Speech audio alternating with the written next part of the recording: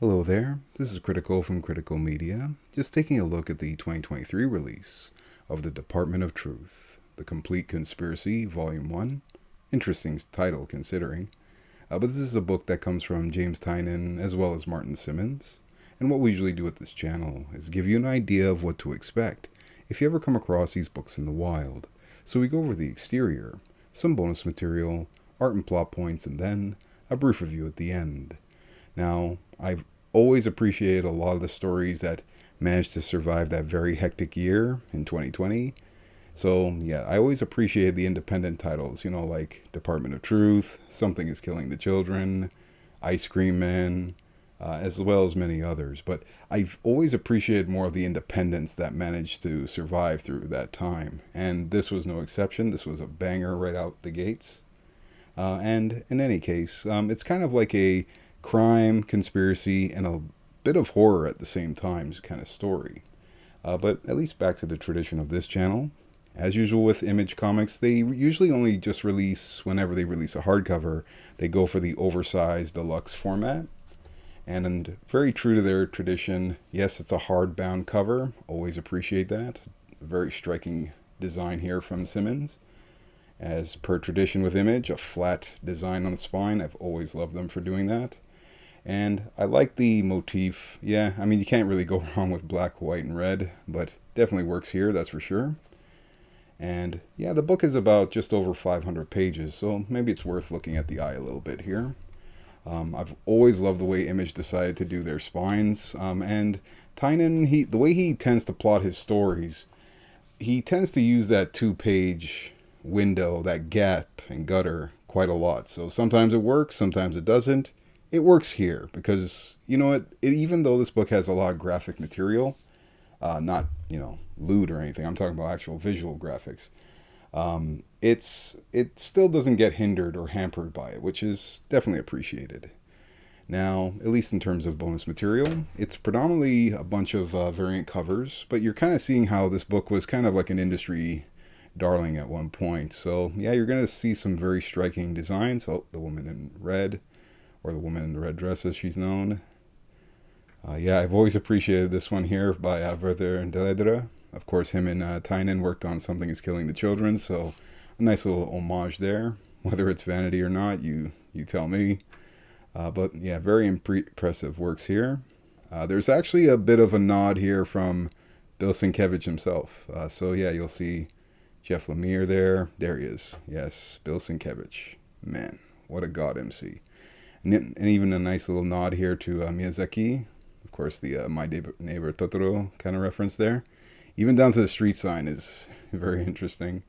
But anywho, yeah, very striking set of variants here. But yes, at least now to the, art and plot points.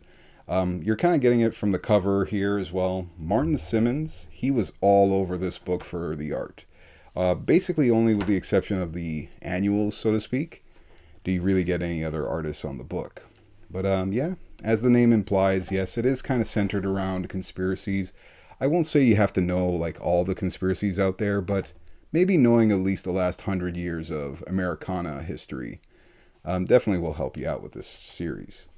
But yeah, it's right off the bat very striking with its design. Very Dave McKean, Bill Sienkiewicz style. But it uses this vehicle character, Cole Turner, already an FBI agent. He's being recruited into the Department of Truth because he stumbled on some weird conspiracy groups.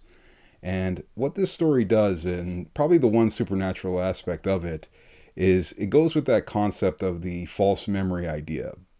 Where, if you believe your certain memories are true, it can actually become your reality. So in this, the idea is the group thought.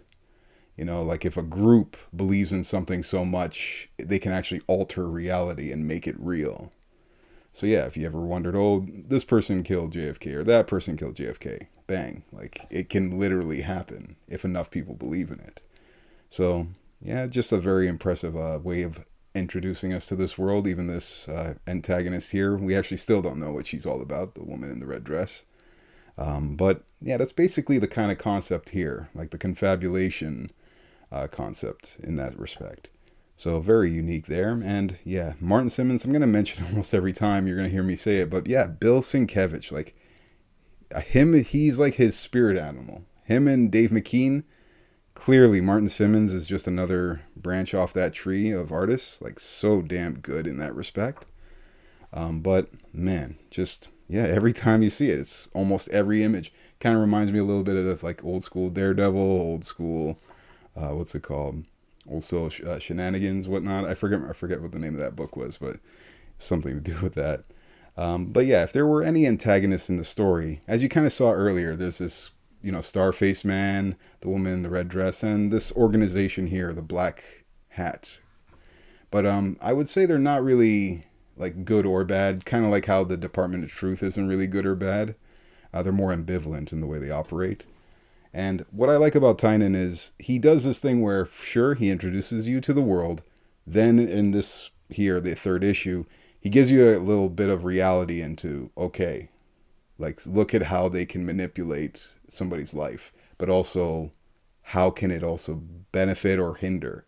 So this poor woman whose son unfortunately passed away in a school shooting, they're kind of contemplating, or I guess debating, should we let her believe in this reality that, will make her feel better? I love that kind of idea that was proposed here by Tynion. So very on point in that respect.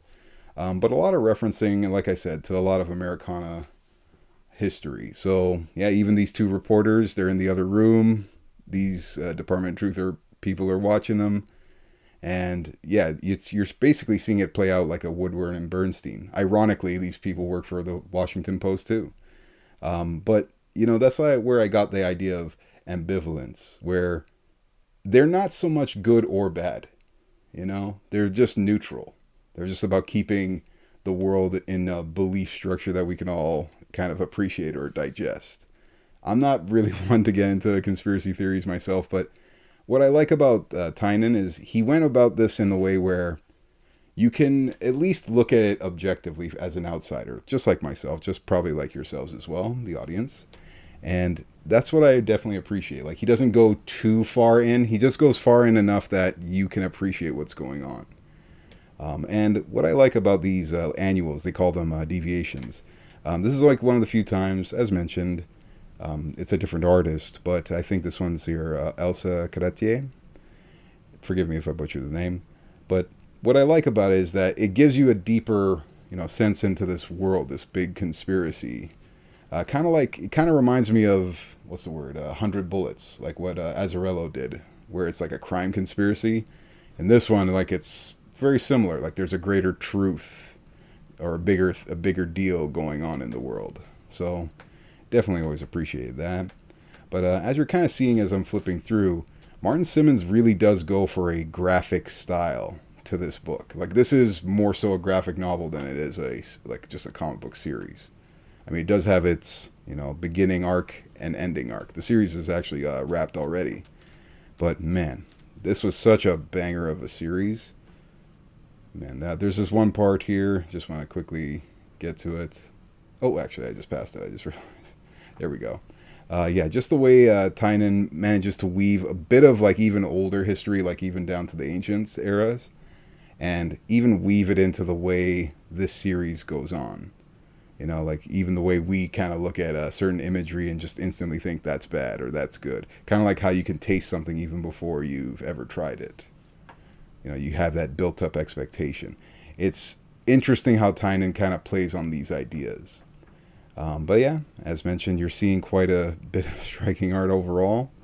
Probably one of my favorite parts of this book. I usually like to read in general, so I do like my literary prose. There does come a point in this book where, yeah, another one of these annuals, where it gets pretty heavy in a literary prose sense. There's still art. Man, this cover by Simmonds is incredible, by the way. But you're kind of seeing what I mean, where it just goes into like a literary prose where you're just reading. Yes, the art enhances it, hence the graphic style. Very on point. But yeah, like I definitely got to big him up for deciding to tell this story in like so many different fashions. Probably the one part, yes, well, that was a huge surprise, was seeing Jorge Fornes. I love this artist. His style is very anatomically correct, but very photorealistic, with a bit of pulp added to it. He reminds me a lot of Michael Lark, the same guy who's always paired up with, of course, Ed Brubaker. But I mainly know Jorge Fornes from the Rorschach series with Tom King. He banged it out in that series. Awesome work. And this was no less. This was so damn good in that respect. What's it called? It's just a shame it's only like one issue, but still, I absolutely love that little nod there. But you know what? This is a damn strong package. I get it. It's not for everybody.